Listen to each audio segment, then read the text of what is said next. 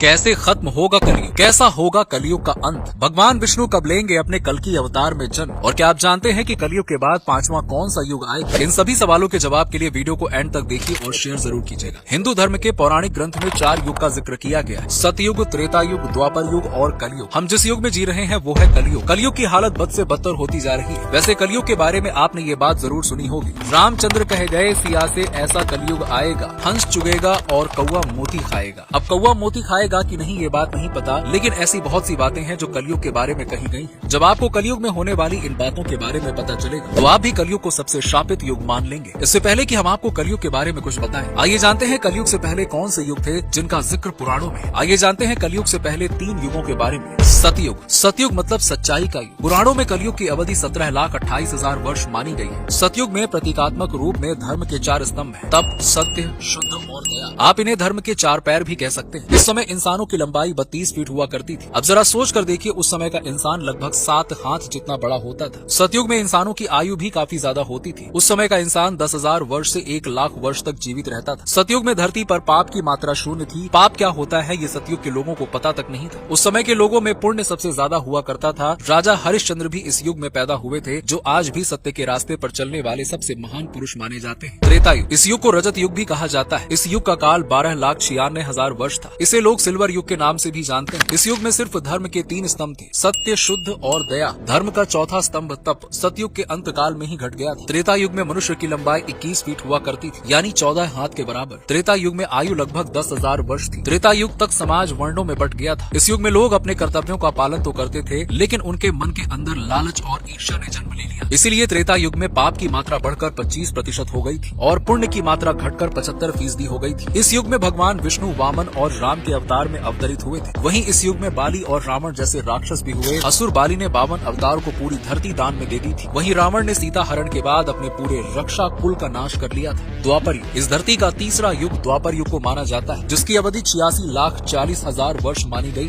धर्म का तीसरा स्तंभ शुद्ध त्रेता युग में समाप्त हो गया था। इसलिए इस युग में धर्म के केवल 2 ही स्तंभ बचे थे। द्वापर युग में सत्य और दया के स्तंभ बचे थे। इस युग में इंसान की लंबाई घटकर 11 फीट रह गई और उम्र घटकर 1000 वर्ष रह गई थी। इस युग के लोगों को अपने कर्तव्यों का बिल्कुल भी ध्यान नहीं था। लोगों के अंदर काम, क्रोध और लोभ भी आ चुका था। इस वजह से इस युग में पाप की मात्रा बढ़कर 50% हो गई थी। वहीं पुण्य भी आधा हो चुका था, यानी इस युग में आधे मनुष्य पापी थे और आधे मनुष्य पुण्य आत्मा थे। द्वापर युग में ही इतिहास का सबसे भयानक युद्ध महाभारत हुआ था, जिसमें एक स्त्री को भरी समाज में लज्जित किया गया था। कलयुग। दोस्तों, सनातन धर्म का अंतिम युग कलयुग है। पुराणों में कलयुग की काल अवधि 4,32,000 वर्ष बताई गई है। वर्तमान का युग कलयुग कहलाता है। अभी कलयुग का प्रथम चरण चल रहा है। अभी कलयुग के 5,000 वर्ष पूरे हुए हैं। अभी भी कलयुग को खत्म होने में 4,27,000 वर्ष बाकी है। इस युग में धर्म का एक स्तंभ दया भी बचा है, जो इस युग के अंत तक समाप्त हो जाएगा। इस युग में पाप की मात्रा 75% और पुण्य की मात्रा 25% रह जाएगी। साथ में ये भी कहा गया है कि पुण्य कलयुग खत्म होने तक शून्य हो जाएगा। इस युग में इंसान की औसत लंबाई 5 फुट 5 इंच होगी, यानी कि एक इंसान औसत 3.5 हाथ का होगा। इंसानों की उम्र 80 से 90 वर्ष होगी। विष्णु पुराण में ये कहा गया है कि जैसे जैसे कलयुग का अंत नजदीक आएगा, वैसे वैसे मनुष्य की उम्र घटती जाएगी। अंत में इंसान की औसत आयु 20 से 30 वर्ष रह जाएगी। उस समय छोटे छोटे बच्चे गंभीर बीमारियों का शिकार होंगे। कम उम्र में ही बच्चों की आंखों पर चश्मा होगा, बालों में सफेदी छा जाएगी। कलयुग में हर कोई चिंताओं से घिरा होगा। कलयुग के अंत में शादी एक तरह का समझौता होगा। जिनके पास पैसा होगा, स्त्रियां उन्हें अपना पति स्वीकार करेंगी। लोग सिर्फ अपने बारे में सोचेंगे और खाने के एक एक दानों के लिए अपनों का खून बहाएंगे। पानी की नदियां सूख जाएंगी और अनाज पैदा नहीं होगा। चारों ओर बस भूख और पीड़ा होगी। कलयुग में पाप की सीमा पार हो जाएगी। लोगों के हृदय में धर्म की जगह अधर्म होगा। तब धरती पर दुष्टों के संहार के लिए भगवान विष्णु अपने कल्कि रूप में अवतरित होंगे। भगवान विष्णु का ये अवतार 64 कलाओं से युक्त होगा। भगवान कल्कि उस वक्त में एक सफेद घोड़े पर सवार होकर दुष्टों का संहार करेंगे। जब वो सभी दुष्टों का संहार कर चुके होंगे, उसके बाद बैकुंठ लौट जाएंगे। तब धरती पर भयंकर प्रलय आएगा। उसके बाद फिर से शुरुआत होगी, जो सतयुग का निर्माण होगा। तो दोस्तों, ये थी कलयुग की असली सच्चाई। कैसी लगी आपको? कमेंट सेक्शन में कमेंट करके जरूर बताइए।